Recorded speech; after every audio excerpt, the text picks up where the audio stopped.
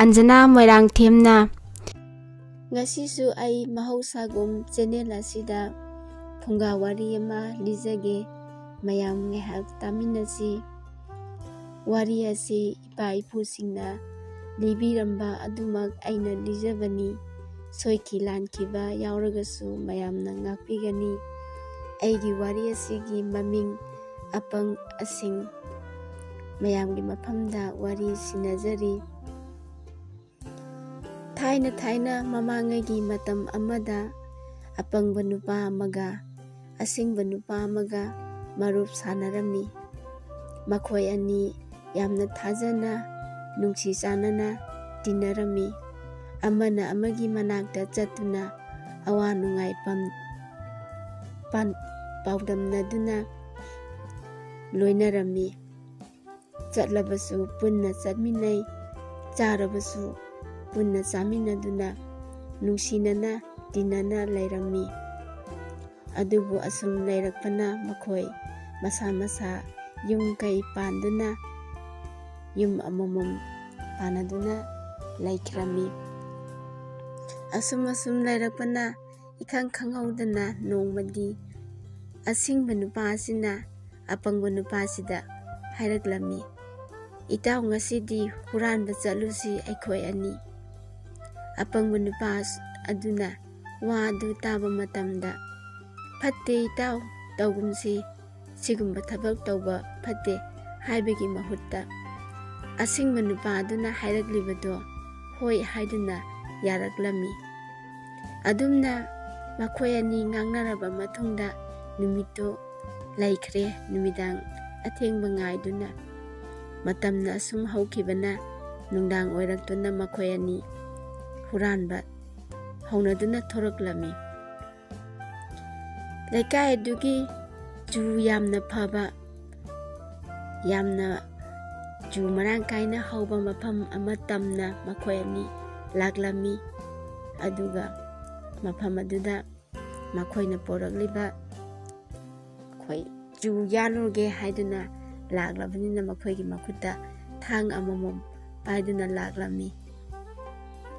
angamba makai juraktuda changduna ju yalba horaklami ju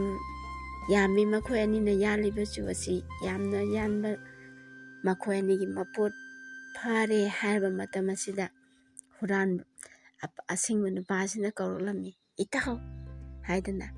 yamna tapnani makhoina kauribadu mabaini mi takini haiduna apangba nupadasu khumlaklami Hau itaw nang kayam yalabage apanguduna aigi kharadi yale itaw phare adudi puthoro haiduna makhoi anina yaliba chu singdu chingthoraklami aduga asingba nupa aduna kadar tawwa horaklami apangba nupaduda phare itaw chu ase nangna yanbane aina yanbase punsallaga akhoini yenarase apangba nupadudi hoidama haise asingbaduna horaklami phare itaw adutadi juase itaw makok laugera natraga matolom thangbasi laugera apangba nupa ase haife khalli aduga itaw aidi maton thangbase laujage phare adutadi hadana asingba nupa asina juasi tangkhai tana yanthali aduga mana makoki saruk chingda puduna mayamda hanki aduga apangba duna ju maton gi saruk chingda puduna laklami amamba thengbaduda mana laktuna magi nupi se hodolare nupi hogolo ai lae kari nupa nangna tawraklibasibu hana ju huraluribani aikhoi itawga khoini kadai chu dia chini hana pi matamduda magi nupisina sauraklami nupa nangchi onthokna su pangkhredako karigino nana chu maton si pupuduna lakliba aidana magi nupiduna saubudu ubada nupa do nungaitana lairami aduga numito matai manau khanaduna tumnakhre nomi tumasu dumak haukhre nongale nongalaga mamanabadugi mayumda apangba nupado ngantana laklami isuk suktana kaidore itaw aigidi nupina saubada loire hurambado karigi saurino itaw pang tawrini saugano ngasi su chase itaw madusu apangba nupado talli haiba haide hoi itaw chase haidana adusu adumak yathoklami aduga ngarangi matawgumna jangan chadana makhoi ndang athengbada ngarangi tanjaduda amuk thoraklami ngasina amuk asingba nupaduda hairaklammi apangbaduna itaw ngasina kari amuk hurangadoriba ngasidi phau oina khaururasi haidana lapuk